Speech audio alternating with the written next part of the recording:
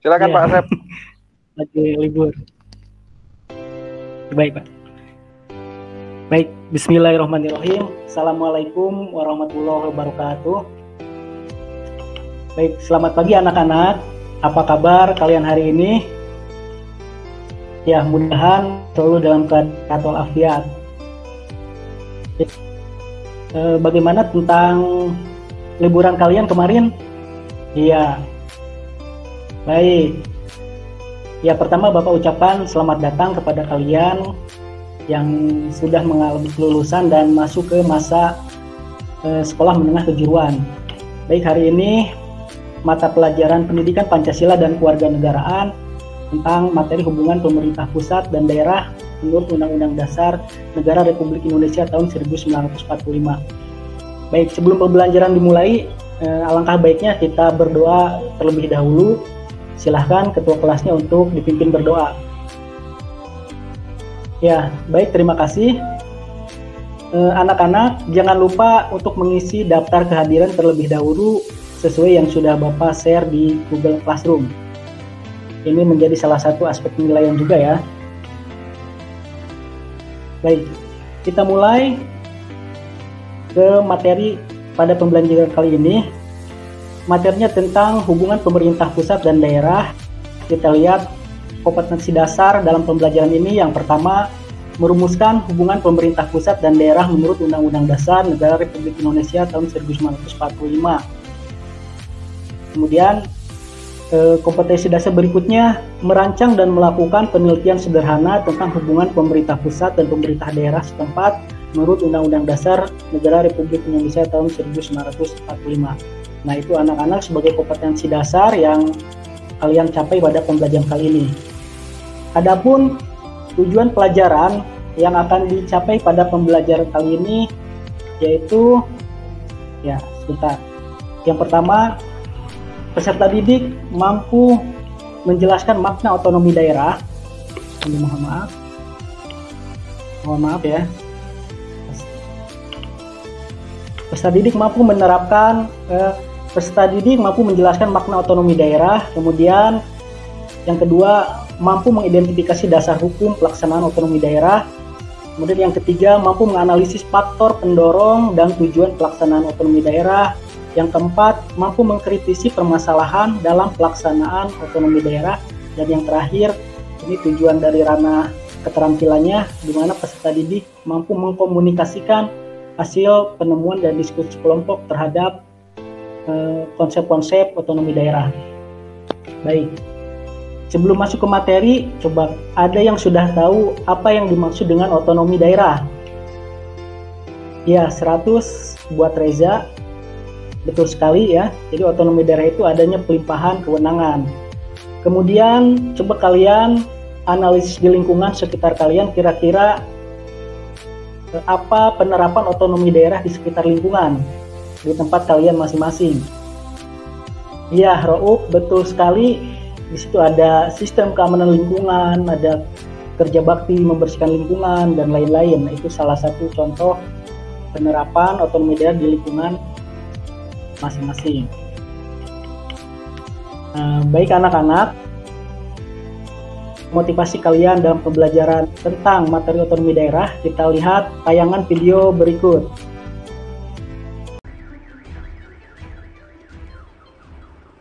Desentralisasi dan otonomi daerah adalah amanat konstitusi yang tertuang dalam Undang-Undang Dasar 1945. Desentralisasi dan otonomi daerah juga merupakan konsensus seluruh komponen bangsa yang memiliki cita-cita luhur, yaitu menciptakan masyarakat Indonesia yang lebih demokratis, adil, dan sejahtera. Kebijakan desentralisasi dan otonomi daerah dirancang untuk mempercepat pembangunan di daerah secara efektif dan efisien dengan cara memberdayakan potensi setiap daerah.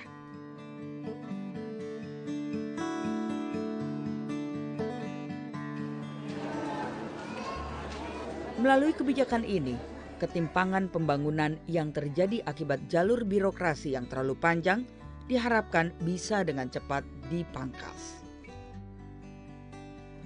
Lebih dari itu, kebijakan otonomi daerah juga diharapkan mampu mendorong pemerintahan daerah agar bisa menciptakan kebijakan-kebijakan di tingkat lokal yang sesuai dengan potensi dan kapasitas daerahnya masing-masing. Ujungnya, upaya meningkatkan kesejahteraan masyarakat dan layanan publik pun bisa lebih cepat tercapai. Terlepas dari segala kelemahan itu, satu hal pasti, desentralisasi dan otonomi daerah berhasil menciptakan proses pengambilan keputusan publik yang lebih partisipatif dan demokratis.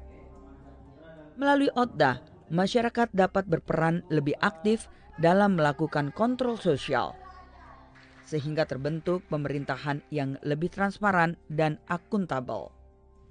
Otomatis, hal ini mempercepat terbentuknya pemerintahan daerah yang lebih baik dan lebih kuat.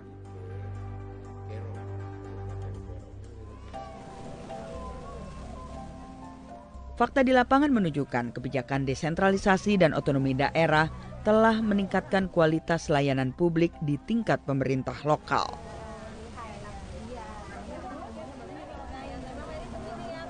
Di bidang kesehatan misalnya, layanan kesehatan yang tadinya seragam dan tersentralisasi kini bisa lebih menjangkau kawasan terpencil dan dirancang sesuai dengan masalah kesehatan yang dihadapi daerah setempat. Di bidang pendidikan, pemerataan akses pendidikan mulai bisa dirasakan semua pihak dengan memperhatikan prioritas kebutuhan masyarakat lokal. Putra-putri daerah yang berprestasi bisa terpantau dan mendapat kesempatan untuk meneruskan pendidikan ke jenjang yang lebih tinggi dengan skema beasiswa pemerintah daerah.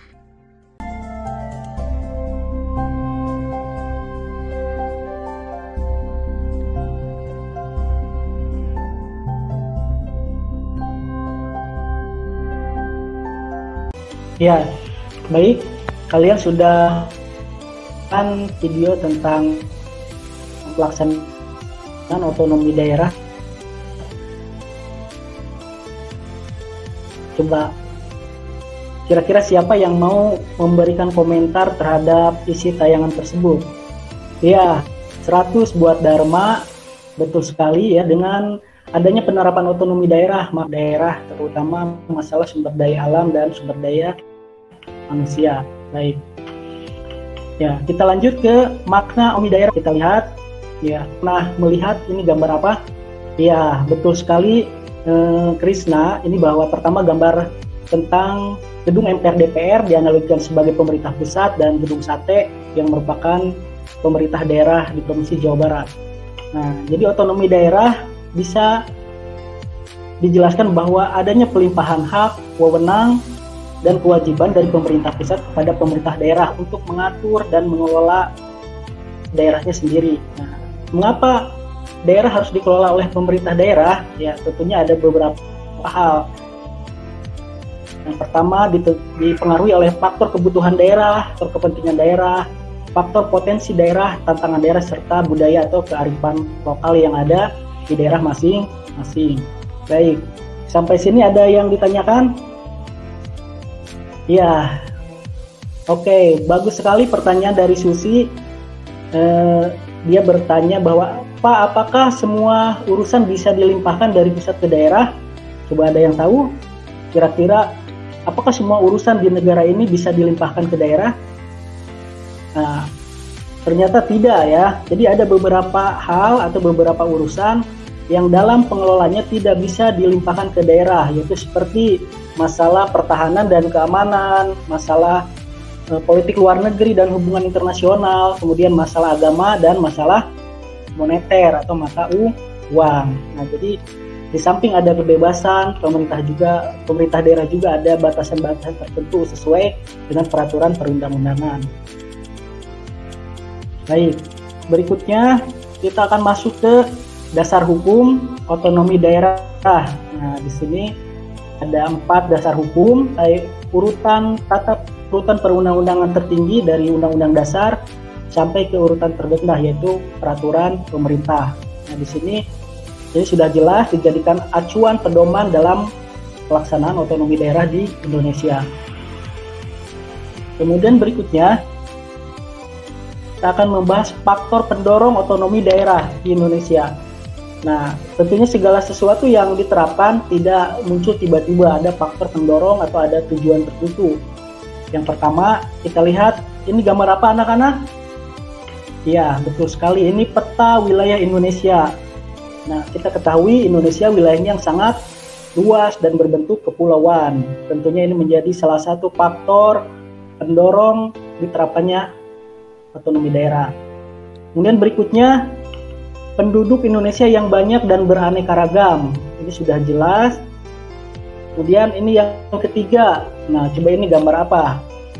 Ini gambar apa dan apa hubungannya dengan faktor pendorong otonomi? Coba Alpia, jangan ngantuk ya. Ya, coba apa?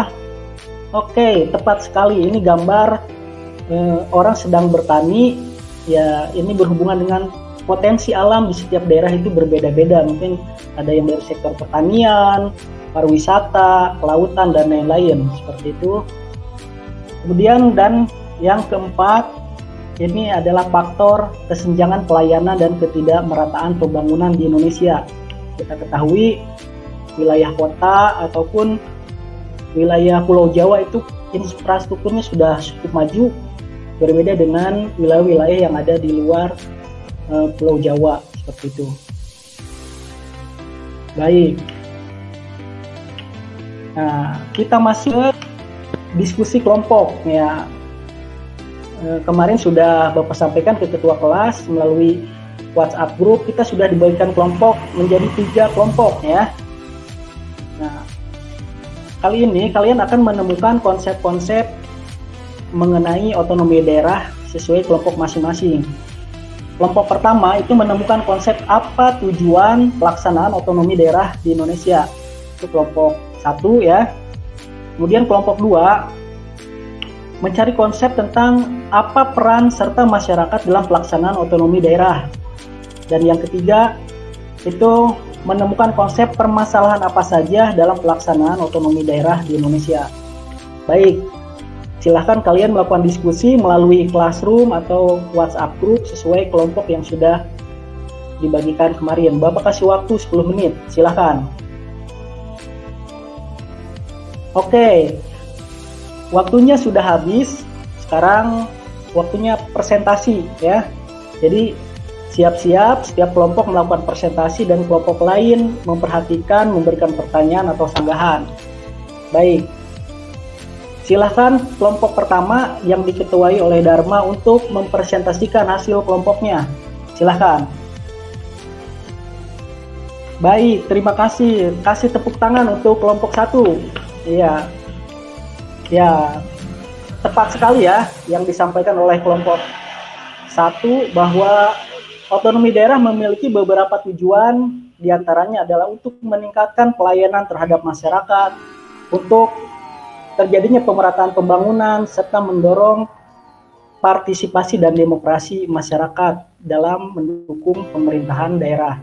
Oke, terima kasih kepada kelompok 1. Ya, sekarang Bapak persilakan kelompok 2 untuk menyampaikan hasil diskusinya. Iya, terima kasih untuk perwakilan kelompok 2 yang sudah menyampaikan presentasi hasil diskusinya. Jelas ya anak-anak bahwa peran serta masyarakat dalam pelaksanaan otonomi daerah sangat diperlukan.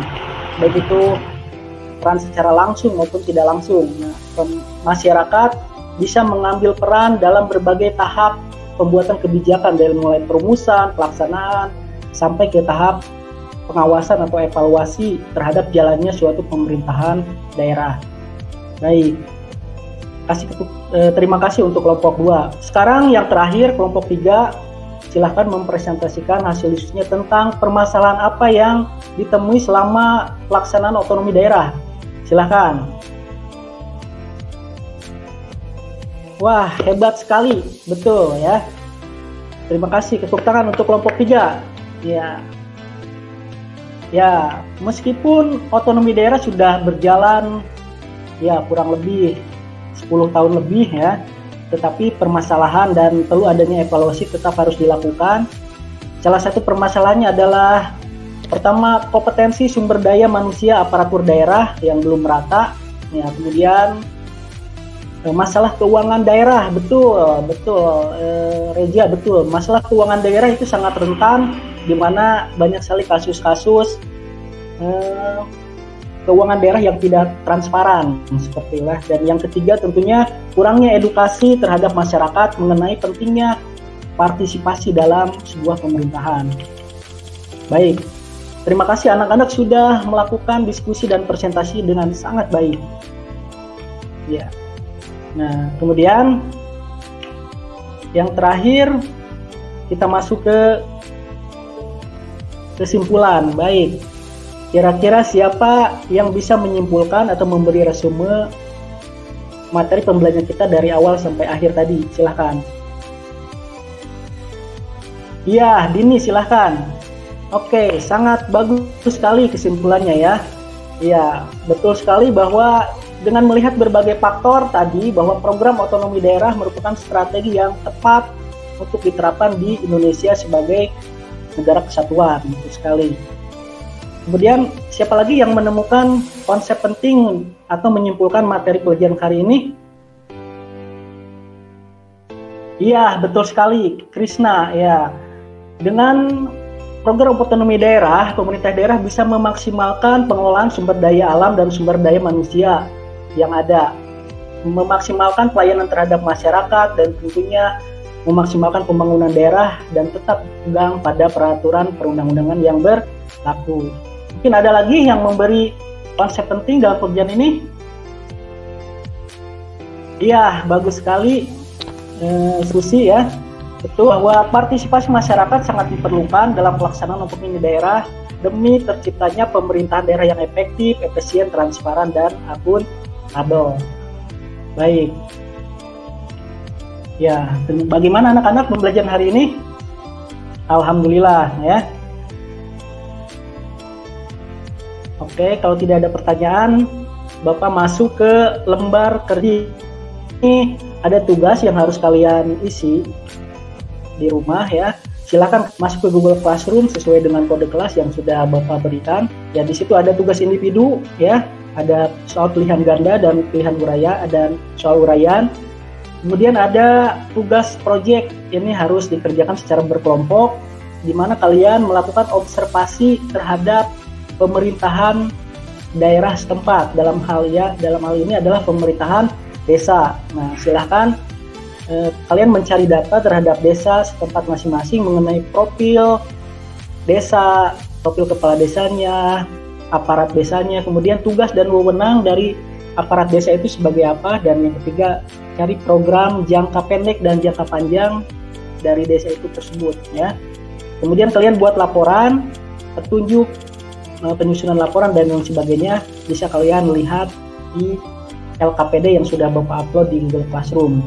Nah, kemudian sumber belajarnya kalian jangan lupa silahkan unduh dan baca juga modul yang ada di Google Classroom beserta sumber-sumber lain yang relevan ya. Mungkin Bapak cukupkan pembelajaran kali ini ya. Terima kasih atas perhatiannya. Tetap semangat, tetap menjaga kesehatan ya, dan lebih baik di rumah, jangan kemana-mana kalau tidak ada hal-hal yang urgent seperti itu. Baik, untuk mengakhiri pembelajaran silahkan ketua kelas pimpin kembali berdoa. Baik, terima kasih. Selamat melaksanakan aktivitas dan tetap semangat jaga kesehatan. Bapak akhiri, wassalamualaikum warahmatullahi wabarakatuh. Baik, Pak Asep, terima kasih sudah melakukan pemaparan pada hari ini.